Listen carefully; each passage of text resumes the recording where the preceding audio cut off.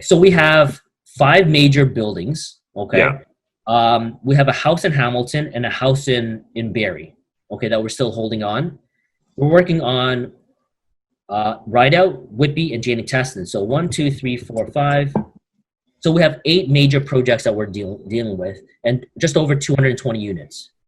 Rents are basically $1,500 per month for 3 bedroom. To be honest with you, it's just the numbers. You want that healthy turnover. You don't want people stagnant. You don't want people living there for 25 years, 30 years. 65 units. We bought it about 4 years ago now. 2 bedrooms about $1,350, and the 3 bedrooms about $1,550. So be patient. It's not a get rich quick scheme. 2 to 3 years, let it stabilize. After 5 years, you'll reap the benefits of your hard work, of the hard labor.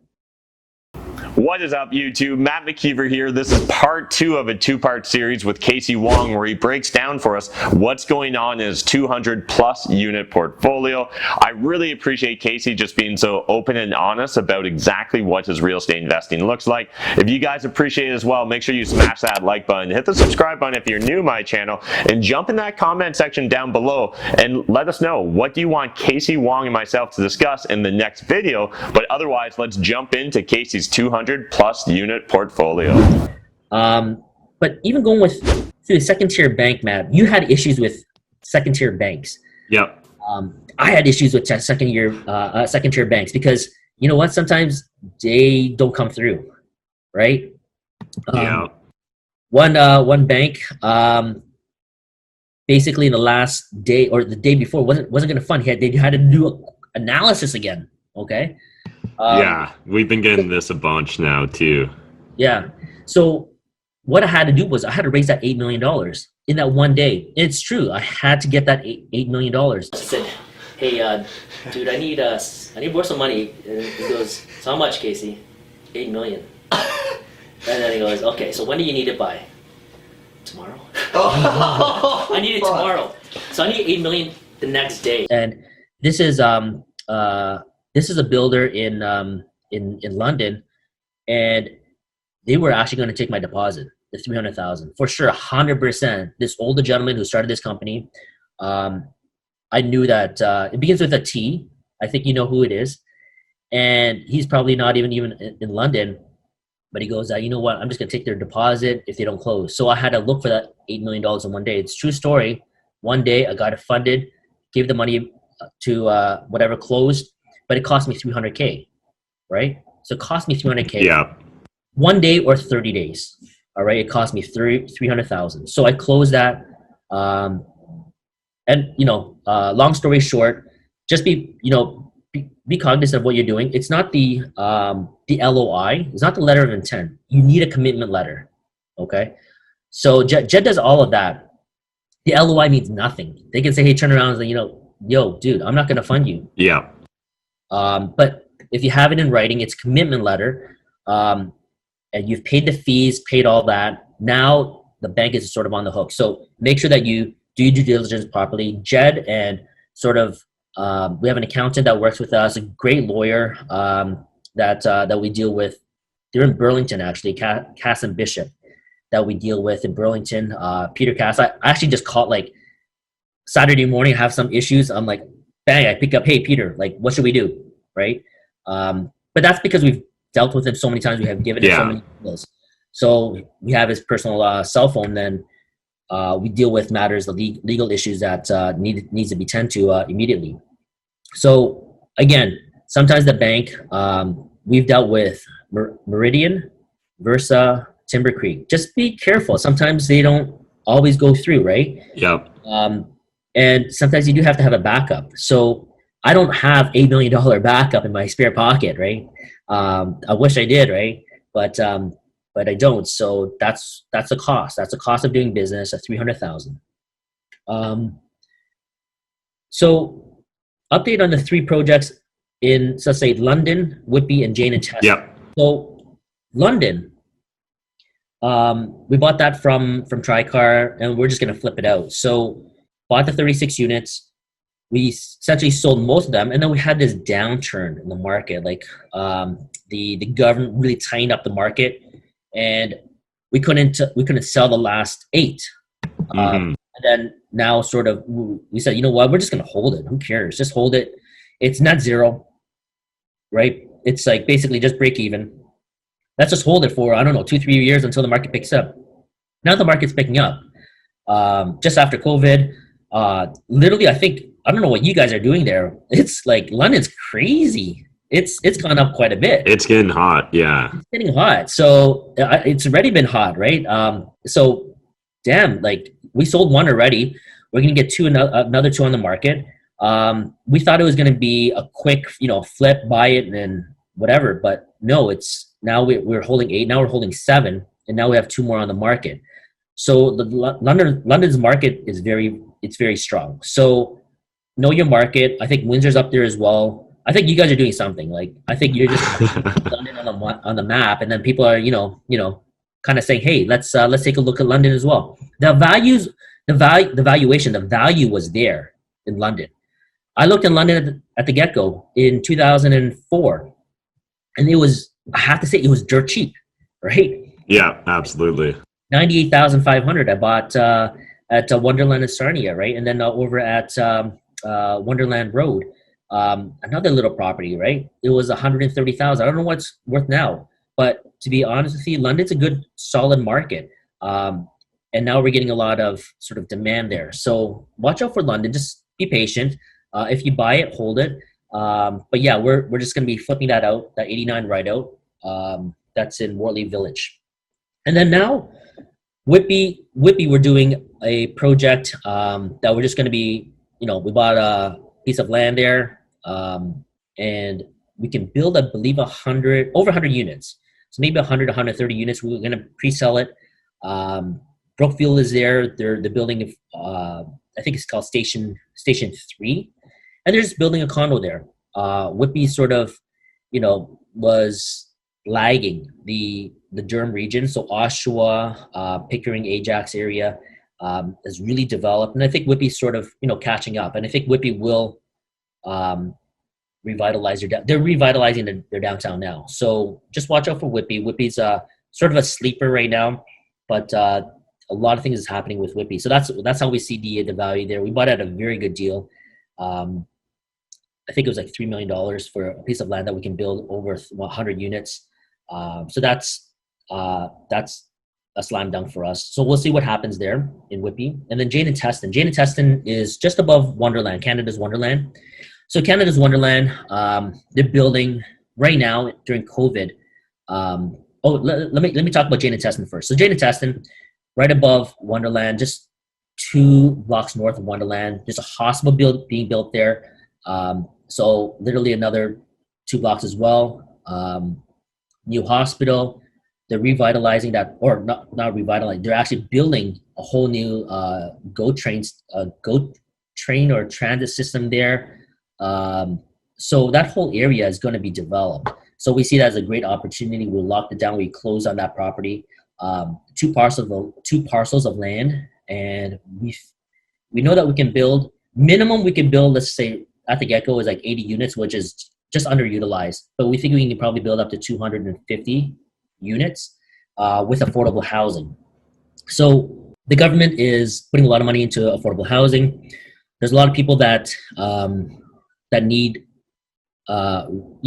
rental accommodation they have affordability issues, right?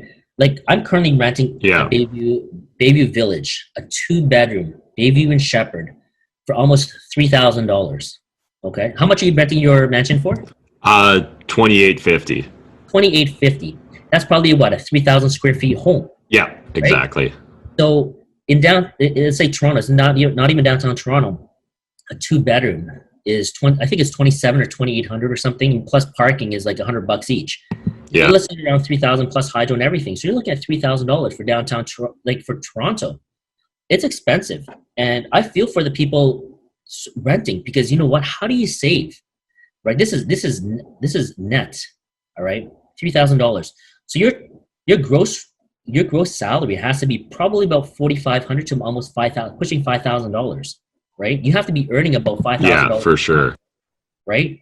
It's not affordable for most people. So I can see that the government. I'm on the flip side right now. I'm a tenant because we're building our house.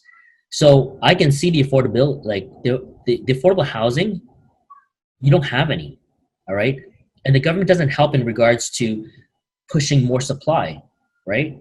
So it comes to the point where the initiative is there, so they have the money. So we as providers, like I'm gonna, hey, take advantage, not take advantage, but hey, take a look at this opportunity and build affordable housing. So we got this piece of land. We said, hey, we can do this. What's the opportunity here? We can build, we can keep it, right? We can flip it out to all these REITs, right? And I believe there's a 10-year or 15, I think it's a 10 or 15-year affordable housing that once they become affordable, or once this time lapse comes to that endpoint, you can actually go to market rent, right? And you have this huge amount of this loan. I think it's 50 years at a rent at a rate that's amazing. I think it's at 2%, right? So Yeah. there is this advantage that people can take this opportunity and sort of run with it. So that's what we're trying to do. And I also see we see as a team, my wife, and we have this partner that does the affordable housing. His name is Majid. So he does affordable housing. And then what we see is that the government is actually going to be putting in money into the transit. Like right now, because of COVID and all, Yeah. we see unemployment being very high, right? We see the GDP, the growth coming down. What's the best way for the government to pump money and pump jobs in is actually infrastructure. Do you want to get control of your financial life? Do you want to crush it in real estate with wholesaling? Do you want to join my full-time team of wholesalers like Mike? Or Shahir? Or what about Tyler? Or Diego? Or what about Amar? Alright, and what do we do, boys? We make offers, we buy fast, never gonna miss a deal cause we pay cash. Offers, offers, offers, deals, deals, deals. Tell us, Mr. Seller, what price do you feel? Cause we're Southwestern's biggest source of deals. Boom! So if you guys want to crush it with wholesaling, you need to join my team. And down below, video description, there's all the links you need. Like right now, because of COVID and all, Yeah. we see unemployment being very high, right? We see the GDP, the growth coming down. What's the best way for the government to pump money and pump jobs in is actually infrastructure, right? That's just economics. You learn that in economics, like building roads, building transit, building whatever hospitals, things like that, putting money back into the city. So what we see is that, hey, they're probably going to be doing that, and they're doing that now. Like we live at Yonge and Finch, between Yonge, Finch and Steeles, and near Yonge. That whole Yonge subway line is going to be developed all the way up north, in like past, like I think into Richmond Hill or something like that. But it's going up north, and Yonge and Shepherd, they can't really build too much. Yonge and Finch, they sort of bypass that because of infrastructure issues. And then now Yonge and Steeles is going to be developed as well. So Yonge and Steeles, right up the Yonge line. So what's going to happen is that we see an opportunity here, and we see land, being sold at reasonable right now rates. Like right now, we're locked down some property, some land that we can rezone, get the density up, and then flip it out or develop, right? So that's some of the opportunity that I can see the government doing, is that they're going to pump money into the subway, into the transit. And we just want to be close enough that, hey, we have this piece of land, what are we going to do with it? So that's our strategy right now, holding some land. The reason being is that we see a couple things happening, is that multifamily is getting expensive, especially in the secondary market. Yeah. I don't know how London's like, but do you see prices starting inch up? Yeah. Yeah. Recently, like right when COVID was first starting, there was a 17 unit here in Soho. So not in like the nicest neighborhood by any stretch of the imagination, that sold for 146 a unit, which is just like almost unheard of, right? Yeah. So 146. Really, I bought that Linwood Lowther property for 107,000 per unit. Okay. Yeah. So for 7 million, I bought it for 107. I don't even know what it's worth now. My rents are good. My rents are very strong. It's probably north of 11 million, 12 million, right?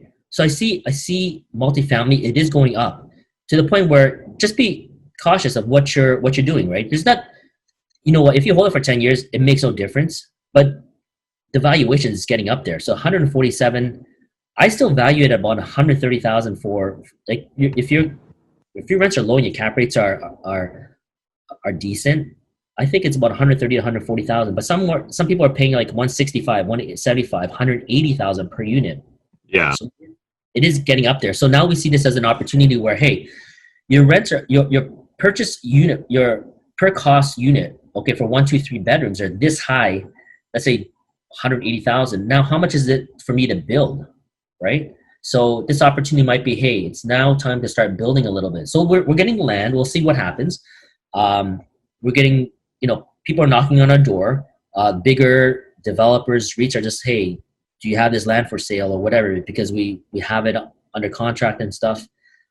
We closed on the Jane and Teston, and people are knocking on our door and say, hey, would you like to sell? Would you like to sell? Even Whitby as well. So let's see what happens.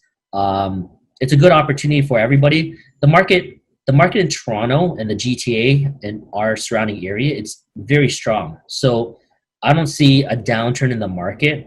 Once COVID sort of, subsides a little, immigration is, a little bit more relaxed.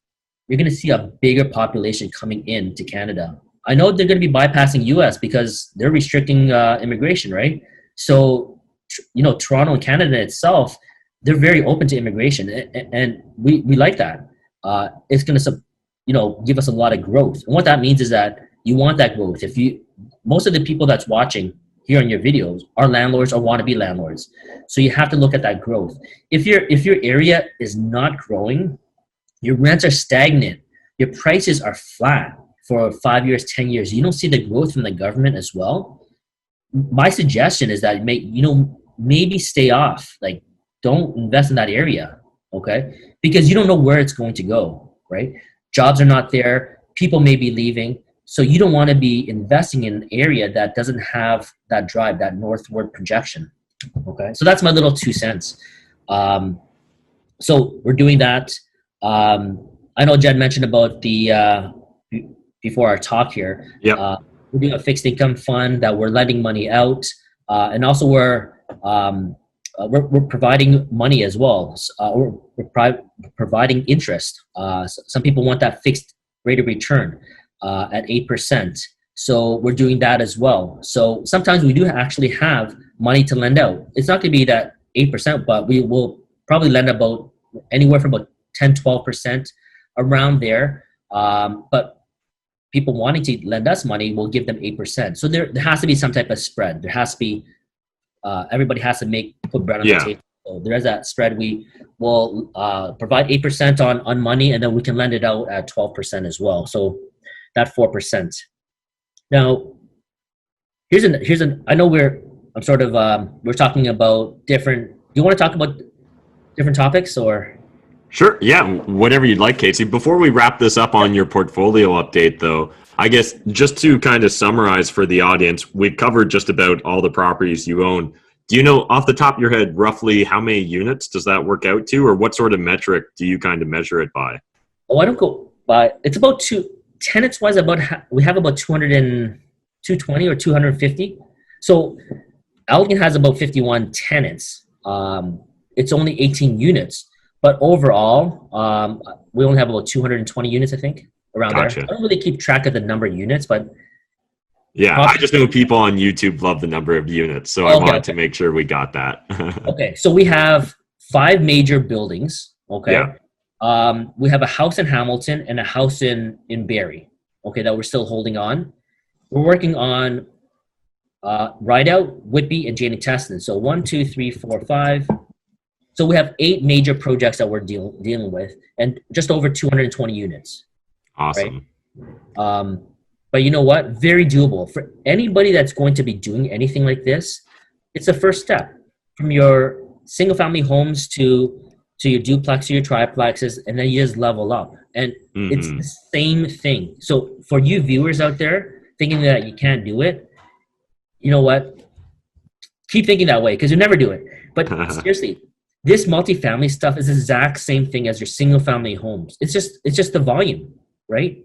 So don't worry about, hey, oh my goodness, I'm scared of a 10 unit, 20 unit or anything like that.